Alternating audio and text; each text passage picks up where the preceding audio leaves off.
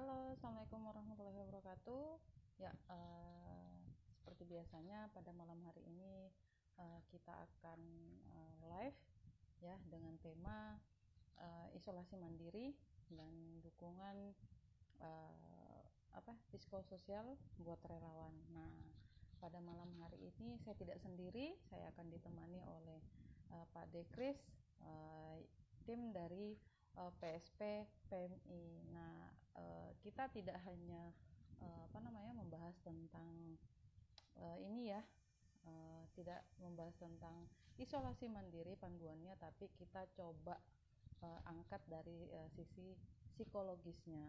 Nah, penasaran kan gimana pembahasan kita, dan kita juga tidak henti-hentinya untuk tidak bosan untuk mengingatkan bahwa mengingatkan bagaimana sih cara isolasi mandiri ini.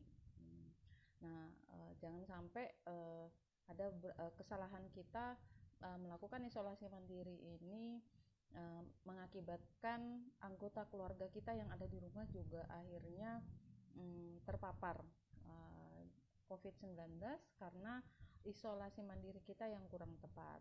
Ya, sambil menunggu Pak Dekris masuk melalui akun IG PSP PMI, kita sedikit bincang-bincang. Perkenalkan, saya Andi Amriani.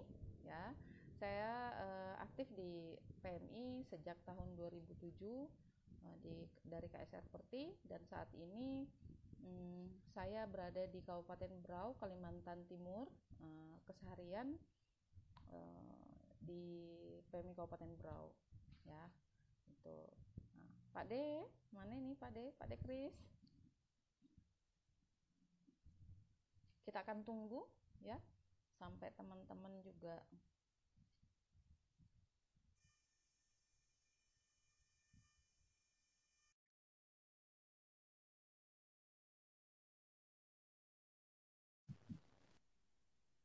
ini sudah kolaps atau kolaborasi dengan tim PSP sudah keempat atau kelima ya. Kita sharing bersama. Mana nih Pak D-nya, kita tunggu ya. Nah, teman-teman untuk yang baru bergabung, kalau memang nanti ada pertanyaan mengenai tentang panduan isolasi mandiri dan dukungan psikososialnya, nah, nanti teman-teman bisa menulis pertanyaannya dan komentarnya di kolom komentar ya. Ditunggu ya, sambil menunggu Pak Dekris bergabung melalui akun IG PSP PMI. Pak Dekris, kita akan nunggu. Oke. Sambil menunggu, saya akan sedikit membahas tentang mana ini ya.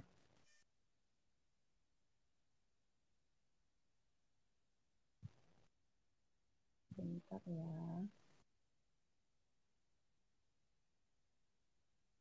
Kita akan tunggu ya, sambil menunggu kita akan bahas sedikit tentang isolasi mandiri ya. Mungkin teman-teman yang udah berapa kali menyimak. Nah, ini nyambung Pak Dekris. Halo Pak Dekris. Ya, assalamualaikum.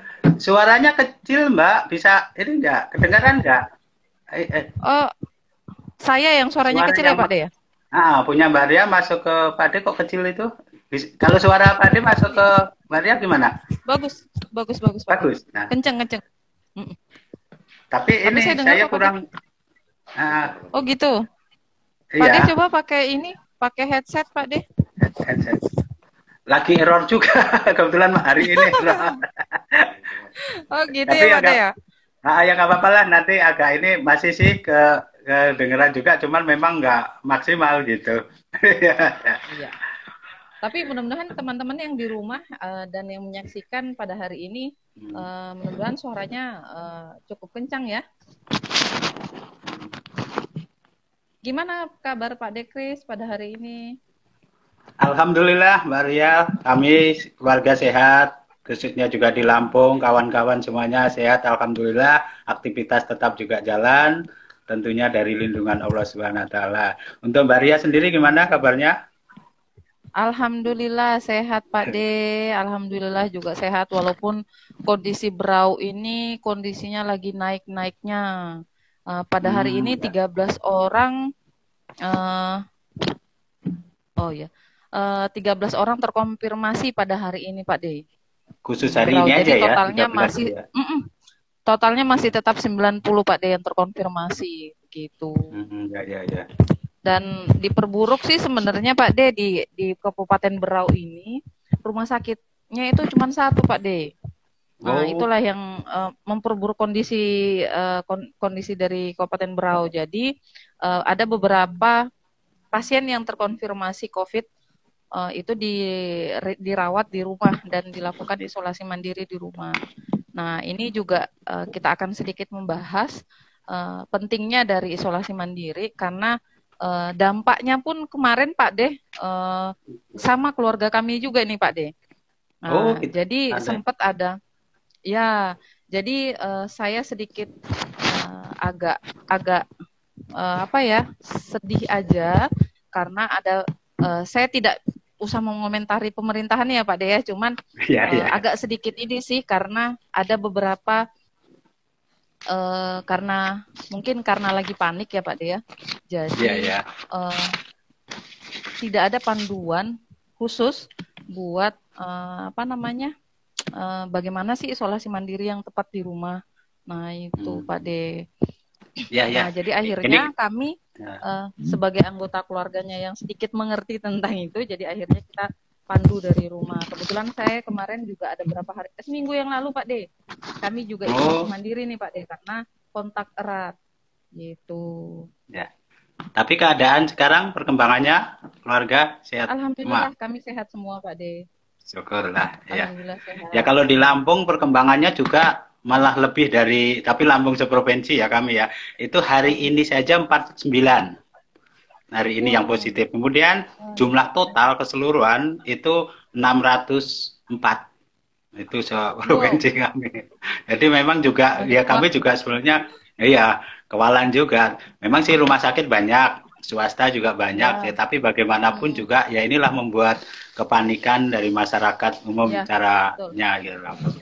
Jadi gitu betul, Mbak betul, Ria, betul. monggo nanti kalau mau Ya. dimulai. Oke, baik Pak De, saya Ya. sedikit akan mulai tentang isolasi mandiri karena ini juga kemarin sempat saya agak khawatirkan kepada masyarakat. Memang banyak sekali yang akhirnya bukan dikembalikan kepada keluarganya untuk melakukan isolasi mandiri di rumah.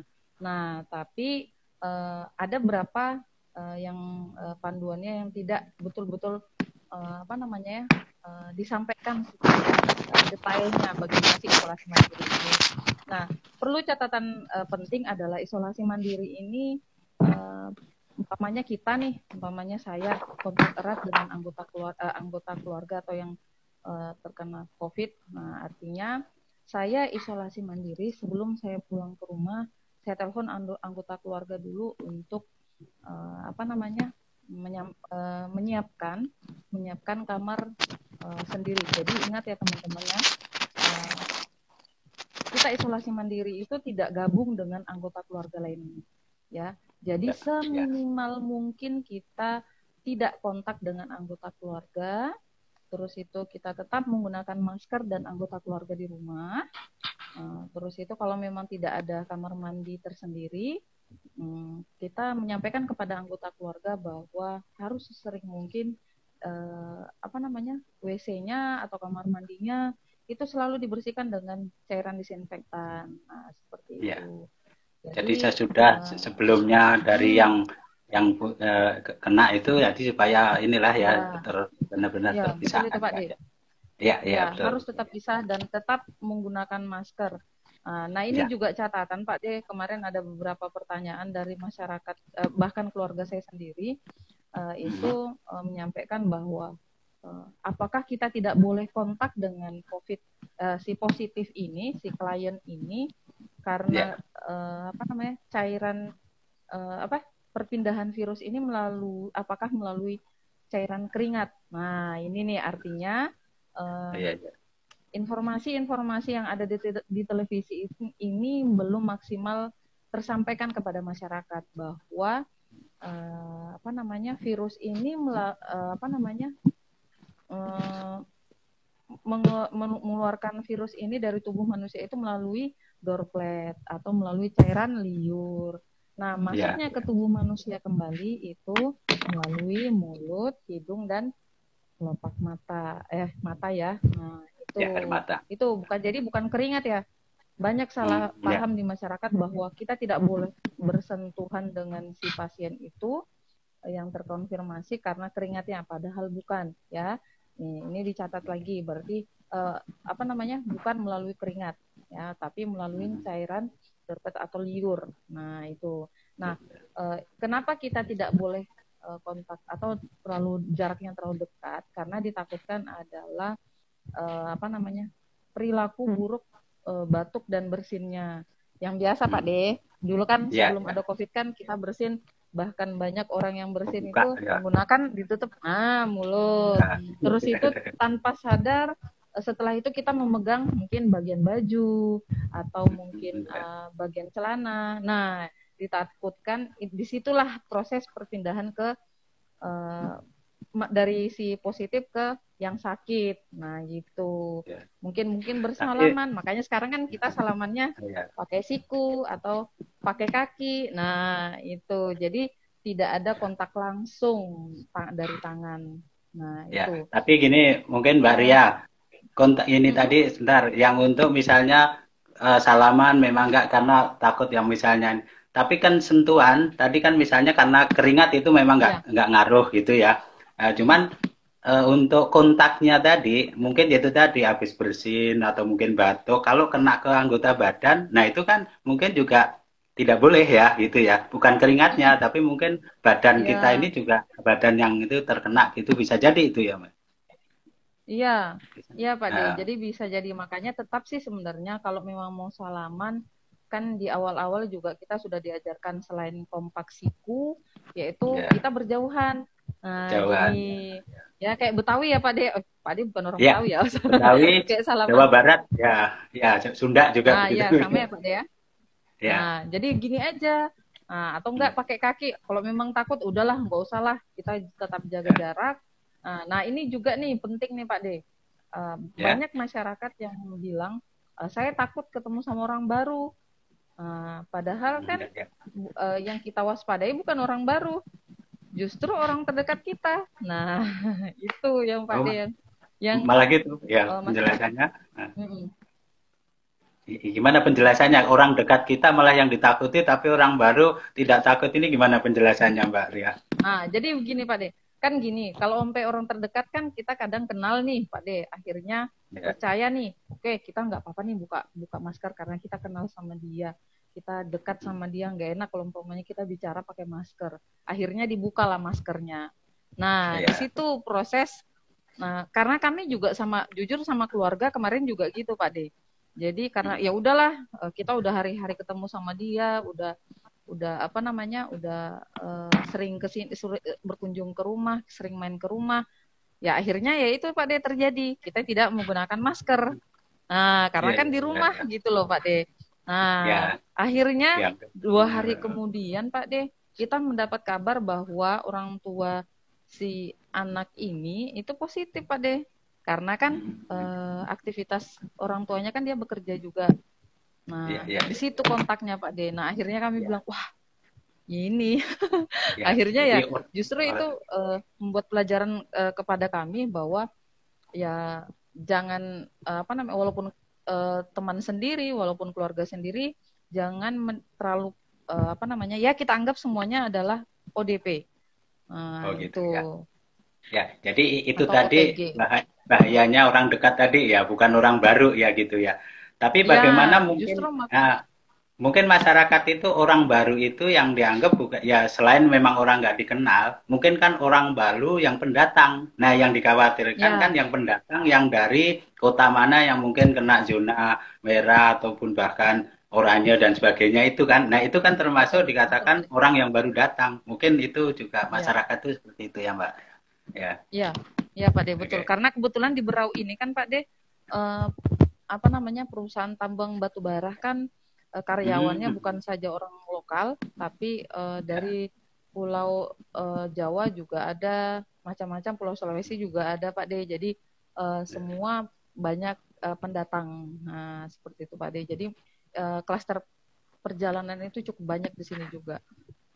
Gitu Pak D. Nah, itu ya. Nah, Ya, untuk itu yang teman-teman membuat nih, untuk teman-teman PMI nih Pak D, biasanya kan kita di lapangan kita menggunakan APD yang lengkap. Nah, ini nih kadang juga teman-teman terlena pada saat kita menggunakan APD ini adalah apa namanya, teman-teman masih memegang HP atau teman-teman masih ada juga yang menyentuh bagian wajah, tapi belum mencuci tangan. Nah, ini nih Pak D, kadang juga kesalahannya adalah di situ. Jadi pada teman-teman pada saat menggunakan APD lengkap, apalagi kalau umpamanya baru dipakai sih tidak masalah. Baru dipakai terus megang HP, nggak masalah. Cuman permasalahannya adalah ketika teman-teman sudah berinteraksi dengan orang-orang, terus itu sudah memegang sana sini, terus itu ada HP bunyi, akhirnya diambil HP-nya, diangkat, baru apa namanya dipakai. Setelah itu ditaruh lagi di kantong. Setelah apa namanya pelepasan APD, nah HP-nya nih yang lupa dibersihkan Pak D. Nah akhirnya jangan sampai malah HP menjadi sumber carrier atau si pembawa virus ini.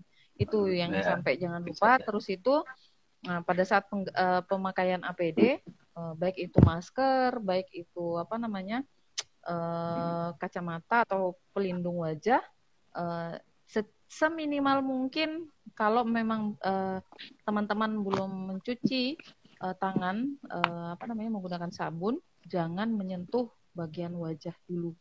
Ya, hindari penyentuh bagian wajah karena teman-teman pokoknya yang tadinya yang harusnya tertutup itu ya mungkin kena. Kalau menggunakan misalnya hand sanitizer misalnya dikit-dikit sebentar pakai gitu, itu gimana juga bisa merawatnya atau bisa melindungi itu tidak? Kalau misalnya tadi mau make HP dan sebagainya ya, mau megang HP teman habis mungkin megangin APD-nya gitu kan mungkin membawa itu lah gitu terus cuci dulu gitu, bagaimana kira-kira Mbak ya? Ya, alangkah baiknya memang kalau memang jauh dari tempat cuci tangan atau fasilitas cuci tangan, teman-teman seburuk-buruknya bisa menggunakan seburuk-buruknya bisa menggunakan apa namanya itu hand sanitizer. Nah, itu cuman kan hand sanitizer ini kan ada kelemahannya Pak D. Kelemahannya adalah tidak bisa sesering mungkin digunakan. Nah, gitu. Karena kan takutnya iritasi Pak D. Nah, contohnya seperti saya nih Pak D. Contohnya seperti saya tidak cocok menggunakan hand sanitizer karena apa namanya cepat iritasi, kering, langsung kering nih daerah telapak tangan. Nah itu. Terus itu kalau mau amannya sih alergi gitu ya. Alergi oleh Pak D. Gitu ya. Nah iya Pak D. Jadi kalau saya sih teman-teman sebelum selesai nih udah selesai nyemprot.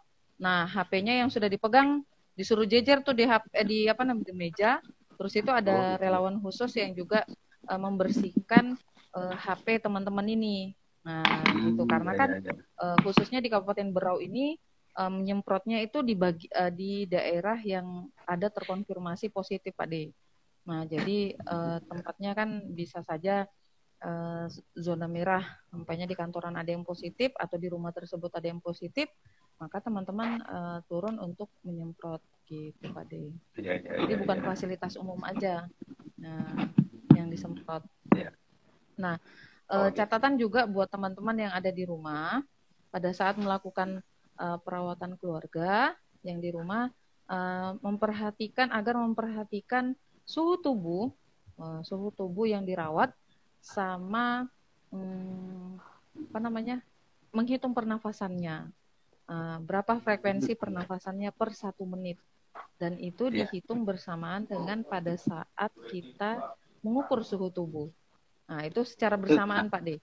Kita periksa. Normalnya berapa itu? Misalnya pernapasan atau misalnya ini berapa per menitnya gitu?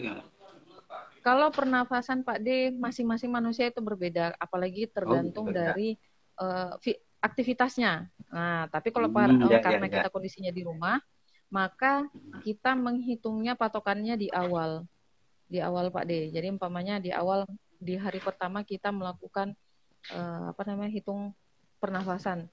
Jadi perhitungan pernafasan juga ini bukan sekali sehari aja Pak D, tapi 3 kali dalam sehari, sama mengukur suhu tubuh.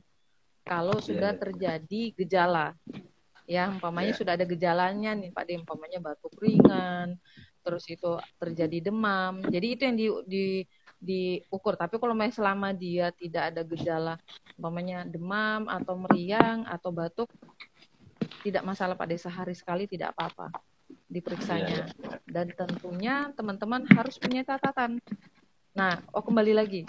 Maaf ya Pak D, kelewat tadi. Jadi kembali lagi untuk pernafasan. Jadi kita hitung nih berapa kali kita bernafas dalam 1 menit. Nah, maka itulah patokannya Pak D. Ya. Kalau umpamanya kurang, saya bernafas selama 1 menit itu 90 sampai 100.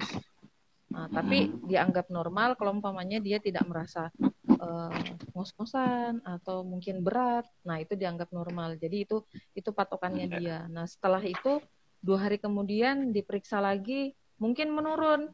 Nah, gimana? Kita tanya lagi, gimana? Ada sesak nggak? Atau agak berat nggak nafasnya? Atau ada batuk ringan nggak? Nah, itu akan ditanya. Karena kan kita udah tahu ya Pak Dea, ciri-ciri COVID ini kan batuk ringan, flu ringan, demam. Nah, itu. Jadi makanya kita tetap harus memperhatikan itu. Nah, tentunya harus dengan catatan juga. Jadi kita tahu Pak D, umpamanya hari ini suhu tubuhnya berapa, pernapasannya berapa, makan minumnya apa.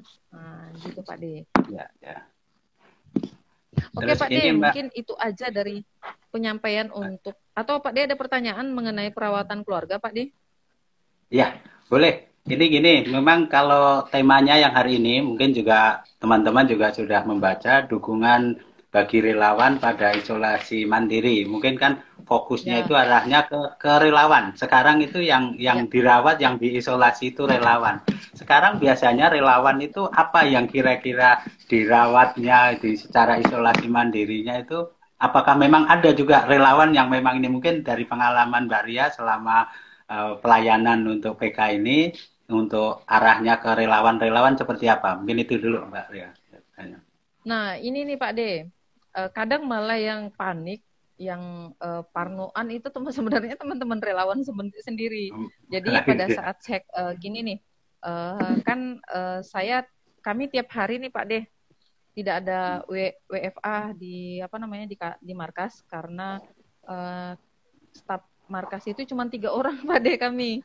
Jadi kalau WFH masuk agak susah ini Pak D. Jadi tidak bisa gantian. Jadi kami tiap hari Senin sampai Sabtu kita turun. Jadi mau tidak mau kita akan berinteraksi terus sama relawan nih Pak D. Nah, kebetulan pada saat saya isolasi, nah teman-teman relawan ini panik nih Pak D. Wah, Mbak Ria isolasi nih. Kita udah ketemu berapa kali nih. Ya sudah. Kita coba nggak apa-apa, insya Allah bismillah kita nggak apa-apa, karena kebetulan saya juga di markas ketika interaksi sama teman-teman saya menggunakan masker dan tetap jaga jarak. Nah, yang paniknya ini ketika ada teman kantornya atau temannya juga nih Pak D yang yang kena, akhirnya bingung isolasi mandiri. Aduh, aku harus isolasi mandiri. Akhirnya teman-teman ya kami kontrol dari situ Pak D. Kita tetap pantau tetap menggunakan kamar sendiri, tetap pakai masker di rumah, sampaikan kepada anggota keluarganya bahwa membuat cairan disinfektan itu bagaimana, terus itu sesering mungkin membersihkan rumah dengan cairan disinfektan itu. Terus itu pada saat mandi menggunakan ditambah dengan cairan antiseptik juga tidak masalah. Kami itu terus dukung, terus itu apa namanya, kami terus pantau melalui, ya kita interaksinya melalui ini loh Pak De, video call. Nah, video gitu ya, callnya ya. kami rame-rame. Nah itu Ya. gimana kondisinya Bisa. pada hari ini? Iya Pak De. Ya. Jadi kita itu juga kita kontrolnya kontrol terus sih Pak De. Kalau umpamanya kita tuntun. Nah kita tuntunnya juga bukan secara individu Pak De, tapi kita sampaikan juga kalau bisa anggota keluarganya disampaikan bahwa seperti ini, umpamanya dituntun. Yaitu tadi cara membersihkannya Pak D, terus itu pada saat si relawan isolasi sebisa mungkin anggota keluarganya tidak perlu masuk ke kamar yang isolasi. Nah itu kita pandu terus itu disampaikan juga ke anggota keluarganya agar supaya tidak panik nih Pak D gitu. Oke, ya. Jadi gitu ya Mbak ya. Terima kasih. Jadi memang benar kita ini, makanya termasuk ini nanti saya secara pribadi kan juga nanti apalah mungkin pengalaman dari yang PSP ini kan Mbak Ria tadi PK yang ininya arahnya ke isolasi mandiri. Ya. Mungkin ya kalau nih, Pak yang ini PSP nih, aduh masih panik ini memang susah nih Pak De. Aduh. Okay. Ya udah kita kan ini sama-sama kita ngobrol sama-sama jadi apalah nggak ada istilah mau host mau apa jadi semuanya apalah kita kebersamaan edukasi. Iya, diskusi aja lah kita saling curhat ini. Oke, baik. Kalau gitu saya coba, cuman karena tadi juga masuk, mungkin saya karena agak belum saya kenalkan juga ya. Mungkin ya orang mengenal Pak D itu. Memang di PMI saya dikenal Pak D. Tapi kan nama mungkin ada di situ tertayang itu. Nah, Pak D Kris. Jadi, iya Pak D Kris Sabtono gitu. Nah, cuman memang gitu. Nah, kemudian memang untuk kegiatan saya, kalau tadi kan Mbak Ria kan memang di markas, memang pengurus, ini ya pengurus ya, apa staf pengurus ya di sana. Kalau saya ini ya hanya punya ini aja. Jiwa saya di PMI gitu. Kalau memang ini kan memang sebenarnya saya ini PNS gitu di saya ini apa ngomong anak-anak ya guru. Cuman kegiatannya dari PMI mulai dari pembina PMR sampai sekarang ya ke pusat juga gitu. Jadi termasuk secara ini di pengurus di di kabupaten juga pengurus ya, sekretaris. Kemudian di provinsinya saya memang terlibat di itu taganannya, jadi untuk kegiatan-kegiatan pengabdian. Nah, kemudian di pusat ya inilah kita sama-sama mungkin posisinya di pusat kita untuk khususnya, tapi saya di bidang PSP-nya. Tapi karena saya tinggalnya bukan di kabupaten, justru saya tinggalnya di kota. Nah, kota Bandar Lampungnya. Nah, di sini juga saya sering dilibatkan, malah banyak yang saya hadir ke situ, tapi non formal. jadi gitu ceritanya. Tapi pokoknya untuk PMI oke deh gitu sama mungkin Mbak ya, jadi aktif lah gitu ya itu baik. Dan memang kenapa saya mungkin di dukungan psikososial, kebetulan memang latar belakang saya memang dari psikologi pendidikan, mungkin Mas Leonya itu yang pusat seperti itu. Baik, jadi mungkin ini langsung itu aja cukup perkenalannya. Kemudian tentang materi ini mencoba dukungan bagi relawan ya maaf ya dukungan bagi relawan pada saat isolasi mandiri. Tadi isolasi mandirinya udah dijelaskan sama Mbak Ria. Mungkin sekarang untuk dukungan bagi relawannya ya Mbak ya. Jadi relawan itu ternyata memang benar. Tadi apa kata Mbak Ria bahwa ternyata relawan justru yang panik, yang parno, yang mungkin banyak permasalahan secara psikologis, stresnya gitu ya. Itu malah justru relawan. Saya juga pengalamannya memang betul gitu. Secara teori memang secara kenyataan di lapangan bahwa karena kenapa seperti itu? Relawan kan juga manusia. Ya, satu. Kemudian, iya, relawan itu kadang-kadang malah merasa dirinya itu kan lebih dari yang lain. Karena kan kita mau bantu, otomatis kita punya kelebihan.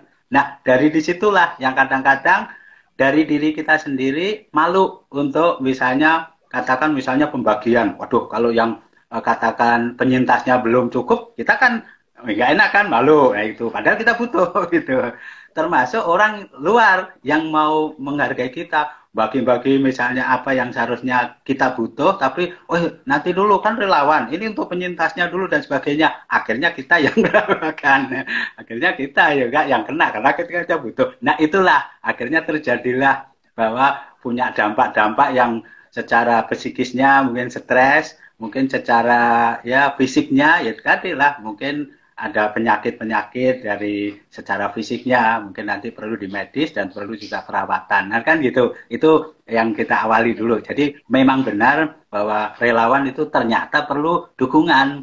Ya kan gitu. Nah, gambarannya memang kita kembali ke sini, dukungannya itu apa? Memang ya di antaranya, kenapa kadang-kadang kita terjadi seperti itu stres? Awalnya, pertama tetap kita harus kasih motivasi. Itu secara psikologisnya ya. Karena apa? Karena kita harus dikasih wawasan bahwa stres ataupun juga dampak-dampak secara psikologis yang tidak disenangi, yang membuat kita itu sedih dan sebagainya tadi, dari contoh misalnya stresnya, mau trauma, mau parno istilahnya dan sebagainya, ketakutan, kemudian apa itu kan gangguan itu sebenarnya hal yang normal. Hal yang normal pada saat yang abnormal. Itu yang perlu dicatat dulu. Jadi kalau misalnya kita itu dalam suasana bencana, kemudian kita mengalami hal kepanikan, itu normal. Nah kalau bencana malah kita seneng-seneng, yuk kita bencana, itu yang nggak normal. Kan itu yang perlu dicatat dulu ya. Nah jadi makanya itu wawasan itu supaya untuk kuat diri, jangan nanti malah nambah gitu. Ya nggak apa-apa kalau hal yang seperti ini kita stres, kita ini dalam suasana pandemi ini mungkin kita agak ketakutan dan sebagainya kan itu hal yang normal. Nah itulah makanya nanti kita ada tip-tip sebagai relawan itu bagaimana untuk menanggulangi itu ya. Nah, diantaranya misalnya kita sendiri hal yang pertama kadang-kadang kan itu masukan informasi yang tidak benar. Nah walaupun kita relawan kadang kan menerima sumber ini, dari sana udah naik lagi, ini udah menyerang gini. Nah ini kan nambahkan kira-kira itu benar nggak? Kadang-kadang kan informasi itu banyak hal yang hoax ya istilahnya ya gitu ya. Betul, itu yang awal yang kadang-kadang kita bisa mengganggu, bisa akan menimbulkan gangguan secara psikologis. Kemudian juga perlu, tadi Mbak Ria juga udah ngomong, misalnya untuk kita itu berkomunikasi, katakan juga kita itu kontak tadi, ya kita juga perlu kontaknya bukan harus ketemu fisik gitu loh, tapi kontak secara komunikasi ya antar keluarga, teman baik. Nah itu perlu seperti Mbak Ria tadi udah dilakukan mungkin dengan video call tapi dengan banyak misalnya mau berapa satu HP 8 orang atau berapa dan sebagainya. Nah itu kan komunikasi antar yang memang orang-orang yang kita yakin, kita tahu itu bahwa nanti benar yang akan disampaikan kan gitu. Kemudian yang ketiga juga perlu kita tetap beraktivitas. Itu yang diingat. Jadi dengan kegiatan aktivitas sehari-hari, kegiatan yang positif, itu juga akan membawa kekuatan kita dan juga nanti akan menghilangkan hal-hal yang negatif. Nah gitu. Makanya aktivitas itu sangat diperlukan dalam suasana begini. Jadi janganlah dengan adanya gini malah kendor, nanti nambah beban. Ya kan gitu. Nah, aktivitas sendiri itu sebenarnya secara garis besar itu kan memang ada aktivitas yang 3 hal. Aktivitas dalam sehari-hari kita. Pertama adalah bekerja, kita punya kerjaan apa, jalankan tetap gitu. Nah, kemudian yang kedua belajar, khususnya untuk para pelajar, mahasiswa dan sebagainya, itu aktivitas sehari-hari. Dan satu lagi itu adalah ibadah yang sangat perlu, penting benar. Jadi itu harus kita lakukan. Kalau itu aktif dalam itu yang positif, itu nanti akan bisa mengalahkan hal-hal yang menakutkan tadi. Kemudian di samping itu juga secara medis yang kita butuhkan, perlukan bahwa kita harus bagaimana meningkatkan daya tahan tubuh kita ya. Jadi imun itu harus kita tingkatkan. Bagaimana dengan olahraga, dengan makanan yang sehat dan sebagainya ya, sayur-sayuran, buah-buahan. Itu kan mungkin cara medis kan gitu. Nah itu juga nanti akan membuatlah kita untuk menghilangkan hal-hal yang membuat gangguan secara psikologis. Jadi walaupun itu psikologis, itu kan memang pengaruhnya juga dari luar, bukan hanya semata-mata mental psikologisnya aja. Karena psikologis itu juga menerimanya, masukannya adalah dari luar. Kan gitu. Kita terganggu, kok kita sedih misalnya. Karena mata kita melihat ada keluarga yang lagi susah. Masuklah ke kita secara masuk ke pemikiran dan sebagainya, ke perasaan, akhirnya sedih. Nah, jadi psikologi juga memang dari luar, makanya luar juga perlu kita harus juga jaga, perlu kita pelajari. Kemudian ya, juga ada lagi itu adalah kita yang juga nggak kalah penting, berpikir positif, ya positive thinking. Kadang-kadang kan kita harus optimis. Iya betul. Ini yang harus kita ingatkan bagaimanapun. Jadi kita harus optimis gimana bahwa cari apa hal-hal yang kok gini, misalnya terjadinya pandemi ini misalnya, kita harus berpikir positif. Oh mungkin benar apa yang kalau kita dengar ya dari orang-orang lain itu bahwa ini ujian dari Allah, kemudian ini mungkin nanti dibalik itu akan ada kebaikan, mungkin negor kita dan sebagainya kan gitu ya. Bahkan kemarin ada kawan juga kami dari kebetulan juga kita sering share gitu di luar sana di Perancis sana itu malah ada istilah itu memang akhir zaman. Mungkin kita kemarin wah ini mau akhir zaman. Ada yang kalau kita nggak berpikir positif disangkanya akhir zaman kita mau habis mau ada kiamat itu. Tapi ternyata bahwa akhir zaman ini penjelasannya akhir zaman kalau dulu ya kita itu ada zaman penjajahan. Setelah akhir zaman penjajahan merdeka. Nah, jadi ini nanti akhir zaman dari yang mungkin selama ini adalah kerusakan-kerusakan yang mungkin katakan tadi nggak pernah nyuci tangan dengan kebiasaan kotor ya, tidak sehat. Iya, kemudian juga kita saling pokoknya negatif lah gitu. Nah itu nanti akan berganti yang jadi baik ya gitu. Nah itu yang ya benar ya.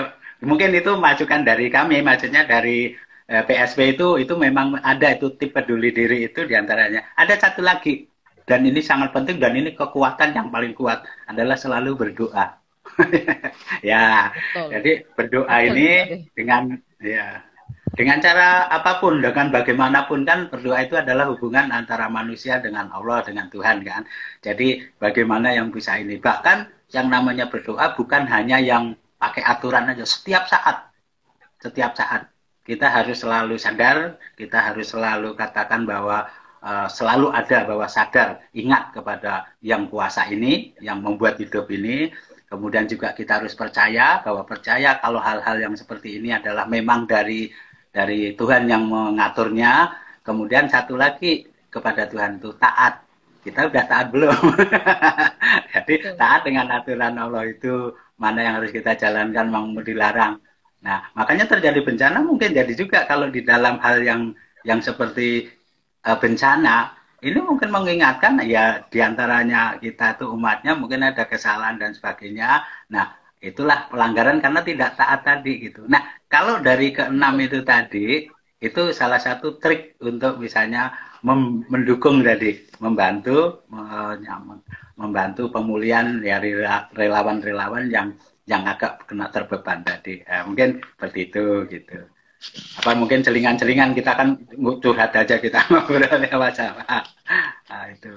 Iya nih Pak De. Kemarin ini yang memperburuk suasana Pak De, yang betul tadi Pak De katakan yaitu berita-berita hoax yang tidak benar di lapangan.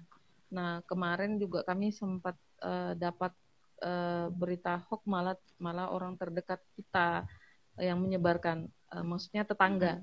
Ini tetangga yang malah bukannya mensupport atau mendukung isolasi mandiri si penderita atau si korban atau yang si terkena COVID, malah menjadi sumber penyebaran hoax. Nah, jadi menyebarkan hoax nih Pak De. Kemarin itu malah tetangga ini yang menyebarkan bahwa anggota keluarganya semuanya terkonfirmasi, padahal dalam satu rumah itu hanya satu yang terkonfirmasi positif Pak De. Jadi akhirnya sempat keluarganya itu tidak mau berkunjung, tidak mau betul-betul putus komunikasi akhirnya Pak De. Tidak ada dukungan secara yaitu tadi via telepon kah atau apa gitu, nggak ada. Malah menyebarkan hoax yang tidak benar Pak De. Nah yang seperti itu yang kami juga sesali kemarin Pak De. Akhirnya ya sedih aja Pak De, begitu Pak De. Jadi akhirnya sempat buyar lah, kan? Sedih lah. Ya itulah akhirnya kan memang benar kan, jadi menimbulkan secara psikologisnya kita akhirnya tidak berani keluar, kemudian ketakutan atau gimana dan sebagainya, itu yang terjadi dengan hoax tadi ya, Tuh. Ya, Oke, mungkin itu sih kelemahan sekarang ya Pak De. Iya, betul, betul. Berita hoax Nah, ini itu. yang tapi gimana ya, kita juga mau ini itu masyarakat banyak ya, walaupun juga paling kita ya hanya itu tadi, kita mungkin bisa mengatasi yang terakhir tadi. Kita berdoa, misalnya kita nggak punya wewenang, Ya, kita hanya rakyat kecil, betul, orang rakyat betul, betul, betul, istilahnya yang pemimpin aja kadang-kadang masih betul, ditolak lah istilahnya gitu ya, apalagi betul, betul, kita. Ya, kalau kita sudah betul, mencoba berusaha dengan bidang-bidang kita yang kita layanin ini kemudian udah di luar kemampuan ya kita pasrahkan tadi dengan cara itu tadi lah gitu misalnya. betul itu Pak Nurul. Oke, mungkin itu Kita tidak atau bisa ada memaksa. pertanyaan kalau nggak ini apa saya tambah dikit lagi ya, saya tambah Tambah mengenai lagi ini. Pak Di. Oke ya, ya ini kan namanya curhat kita saling ini aja.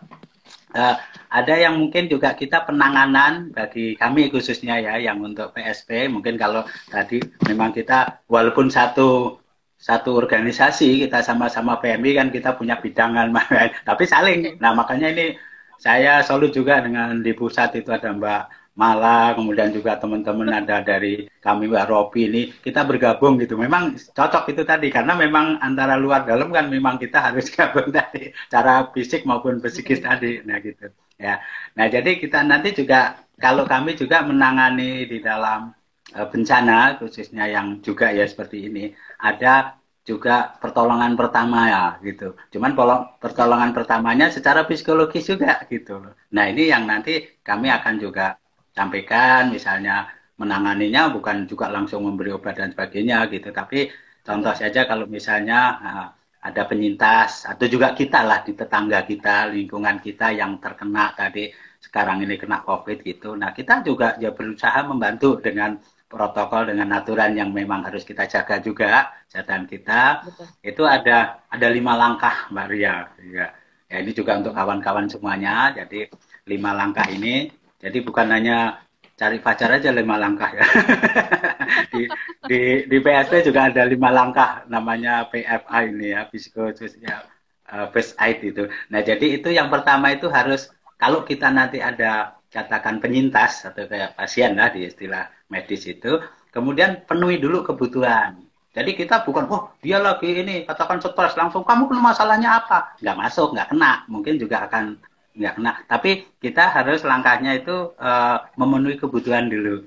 Jadi apa sih yang dibutuhkan? Dia misalnya nggak taunya lagi apa tadi itu masih bergabung dengan yang lain ya gitu ya. Oh kita harus ke diisolasi mandiri dulu karena dibutuhkan itu dia harus menyendiri juga jangan sampai menular dan sebagainya ya gitu. Atau misalnya ternyata dia sampai kecapean ini kasih minum dulu. Nah itu apa pokoknya kebutuhan itu dulu itu langkah pertama. Walaupun kita itu eh, di luar ini ya katakan PSP tadi psikososial tapi tetap kita juga harus memberikan hal-hal yang mungkin bukan secara mental saja gitu tapi juga secara Betul. ya fisik juga itu penuhi kebutuhan itu dulu kemudian juga nanti baru setelah kita tercukupi dari apa yang dibutuhkan itu kita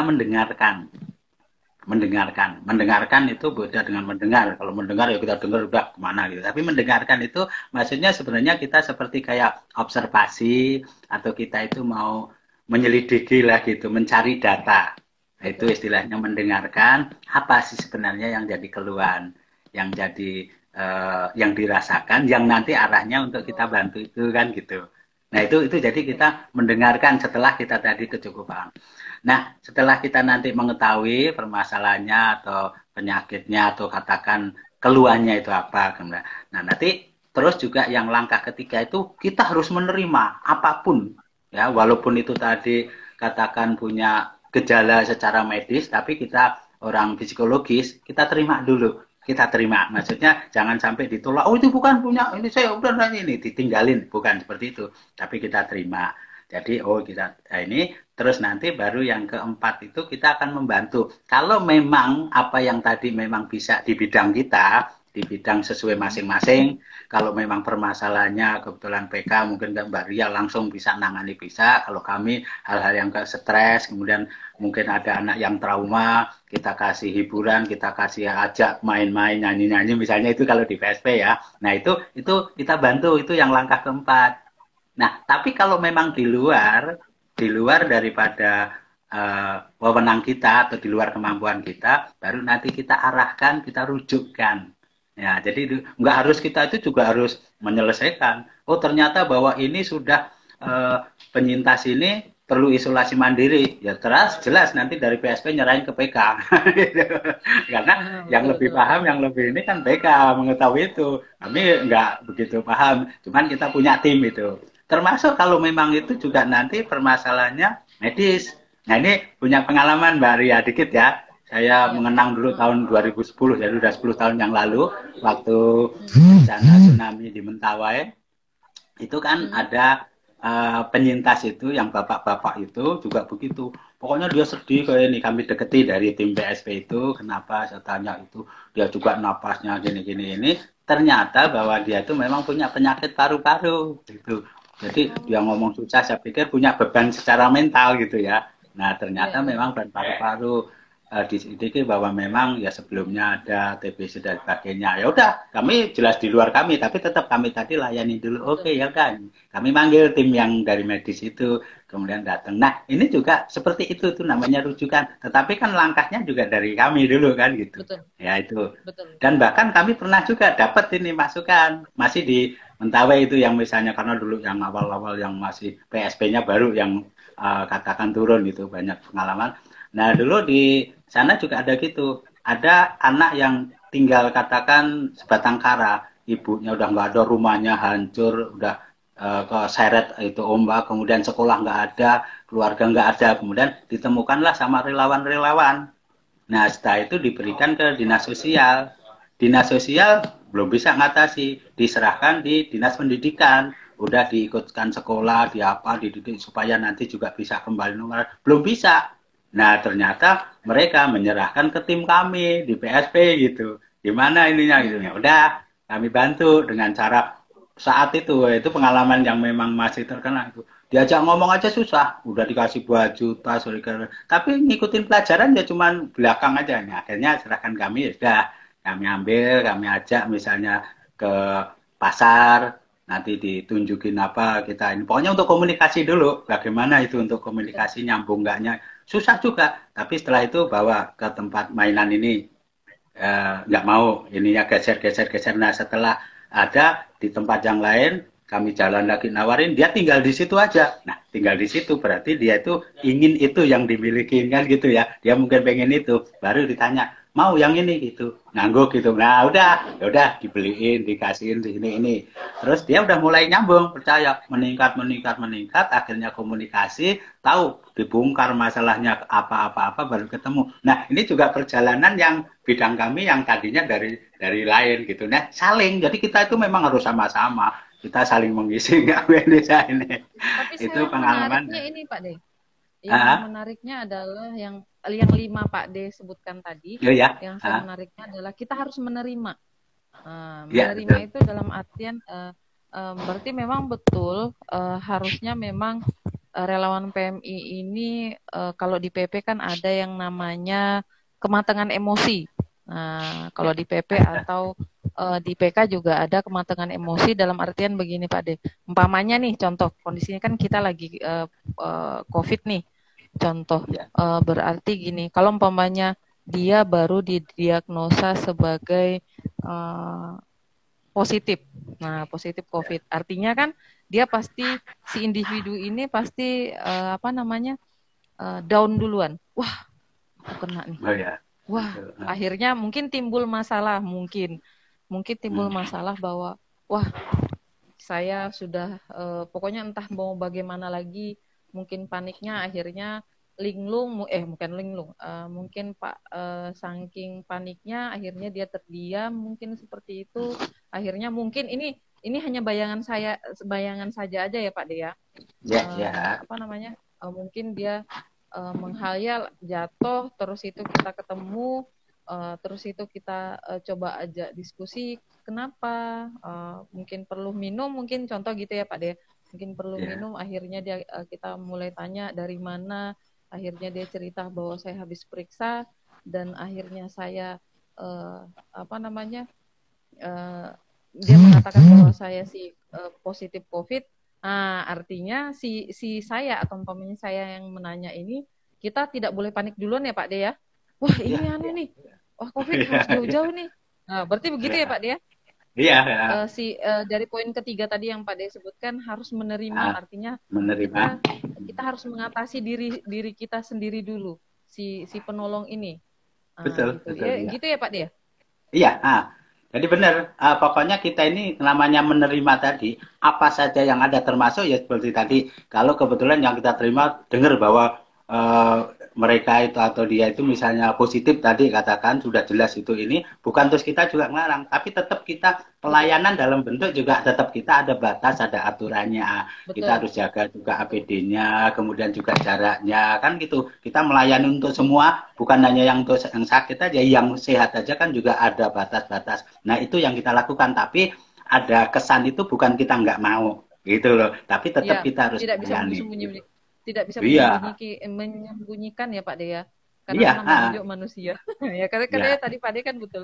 Namanya juga ya manusia punya makanya kepanikan. ya, nah itu yang memang benar dari kata Mbak Ria bahwa kita belajar dari emosi tadi memang di situ Ya, letaknya.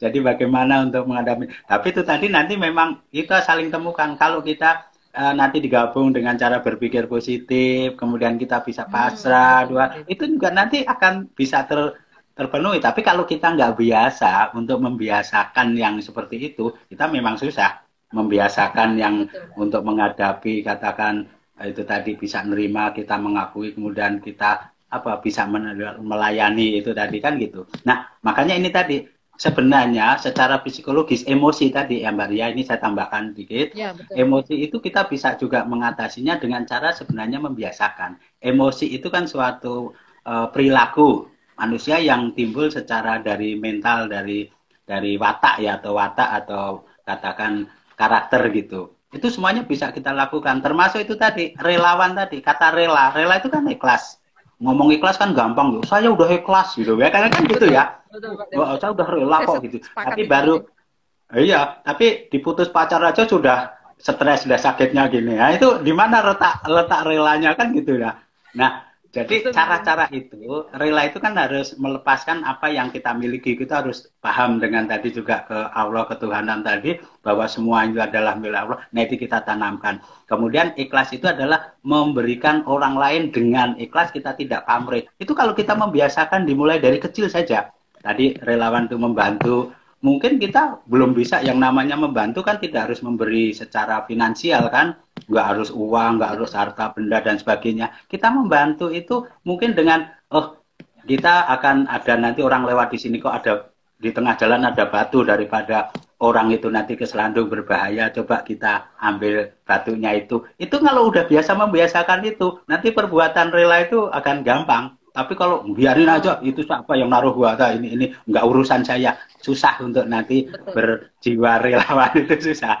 tapi kalau udah Betul gitu itu Pak Dea. termasuk juga ya apalah kita bisa membuat senyum aja memaafkan aja kata maaf itu kan gampang ya maaf tapi kalau sudah ini kadang-kadang gimana bisa memaafkan saya ini enggak ini kan gitu nah tapi kalau udah kita membiasakan ya gampang ketemu dikit lah kok ini lagi dia tersinggung aduh maaf ya saya ini jadi ya enak nah itu mau jadi jiwa relawan itu akan mudah biasa seperti itu mungkin gitu Mbak Ria ya kita Betul pengalaman-pengalaman Pak, itu betul itu Pak. Saya banyak belajar pada malam hari ini Pak.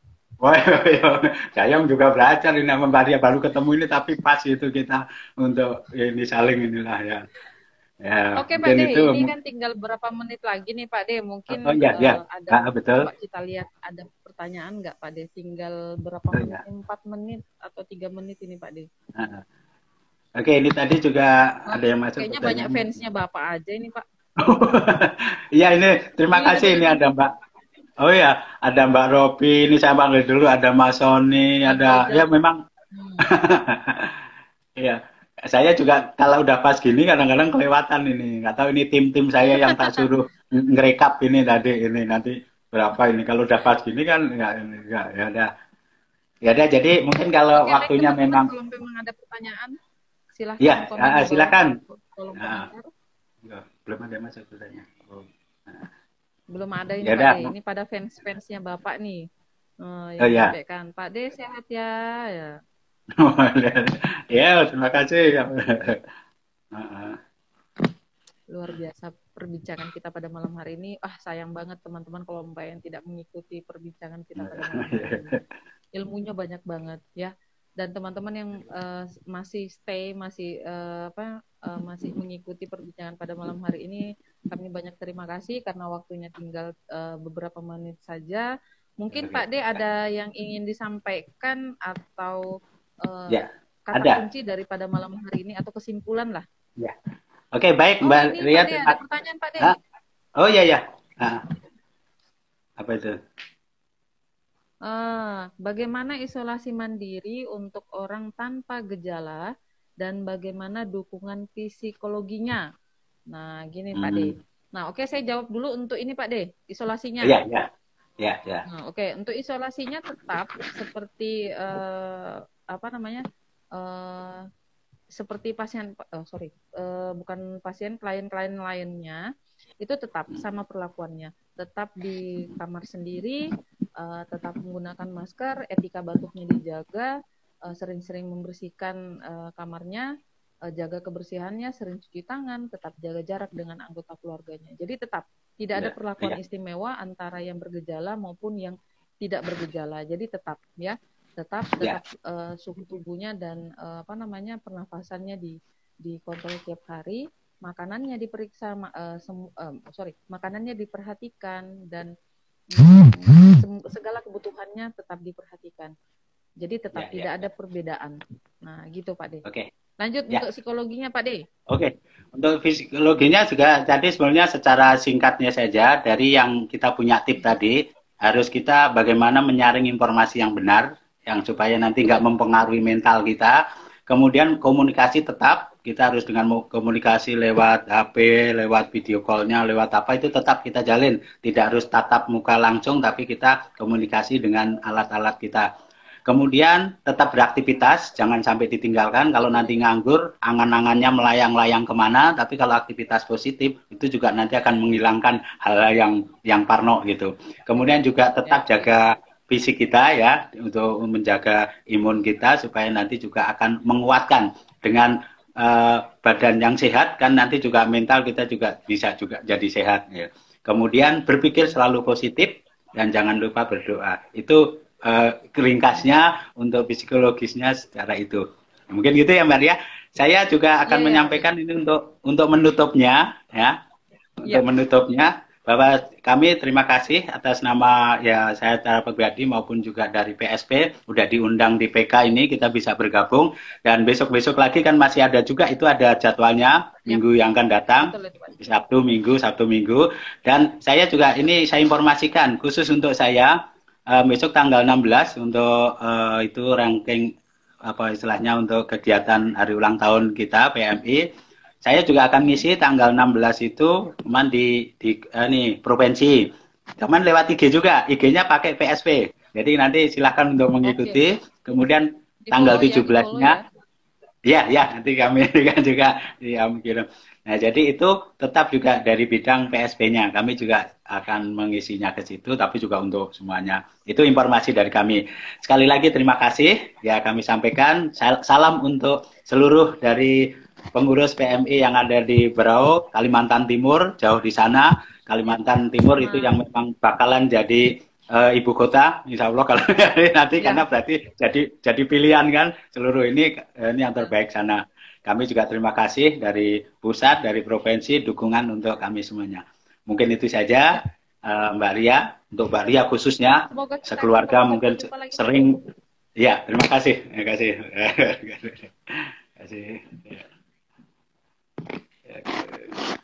Ya. Cukup ya.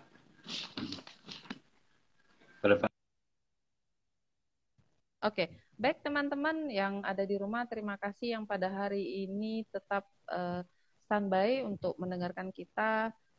Banyak sekali informasi-informasi yang tadi kita bincangkan, dan sayang sekali untuk kalau kita dilewatkan ya. Semoga kita sehat semua. Tetap jaga jarak, tetap menggunakan masker, sering-sering mencuci tangan agar anggota keluarga kita di rumah, terutama kita sendiri, terlindungi dari COVID-19 pada hari ini. Ya, semoga kita sehat semua. Akhir kata dari saya, wabillahi taufiq wal hidayah. Wassalamualaikum warahmatullahi wabarakatuh.